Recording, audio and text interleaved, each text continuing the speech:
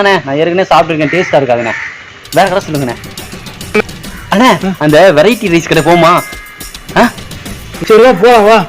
அண்ணே வேணாண்ணே பக்கத்துல ஒரு சாக்கடை மாதிரி இருக்குது, கொசு அதிகமா இருக்கு. வேணாண்ணே வாங்க வேற ஒரு நல்ல இடத்துக்கு போவோம் வாங்கண்ணே. கையில் 10 பைசா இல்லை, எந்த கடைக்கு போனாலும் ஏதாவது ஒரு காரணம் பசியில மயக்கம் வர்ற மாதிரி இருக்குடா, ஒரு பண்ணு டீயாவது வாங்கி கூடாடா. அண்ணே லூசானே நீ பண்ணு சாப்பிட்டீங்கன்னா வயிற்றுல இடம் இருக்காதுண்ணே, சாப்பாடு சாப்பிட வாங்க, கொஞ்சம் தூரம் தான் சொல்ல.